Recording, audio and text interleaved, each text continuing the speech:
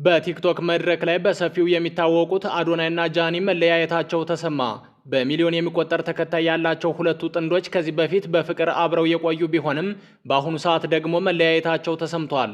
ሁለቱ ጥንዶች በአሁኑ ሰዓት በመካከላቸው የነበረው የፍቅር ግንኙነት ማብቃቱን ያስታወቁ ሲሆን ይህንን ተከትሎም አዶናይ በራሱ የቲክቶክ ገጽ በኩል ባስተላለፈው መልእክትም ከጃኒ ጋር የነበረው የፍቅር ግንኙነት ማብቃቱን አረጋግጧል። ሁኔታው እዚህ ደረጃ ላይ የደረሰበትን ምክንያት ለማወቅ የብዙ ሰዎች ፍላጎት ቢሆንም አዶናይ ጉዳዩን በዝምታ በጽሑፍ ብቻ አስታውቋል። የጥንዶቹን መለያየት ተከትሎም ጃኒ ለወዳጆቿ ባስተላለፈችው መልእክትም ከዚህ ቀደም ከአዶናይ ጋር የነበራቸው የፍቅር ግንኙነት በሰላምና ክብር በተሞላበት ሁኔታ ተነጋግረው መለያየታቸውን አስታውቃለች።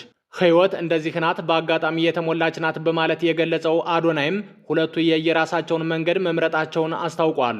ይህንን የሁለቱን ጥንዶች መለያየት ተከትሎም በርካታ ሰዎች ሀሳብ አስተያየታቸውን ሲሰጡ አውቀው ነው አልተለያዩም፣ ሆነ ብለው የሰውን ትኩረት ለመሳብ ነው ሲሉ ሀሳብ አስተያየታቸውን ሰጥተዋል።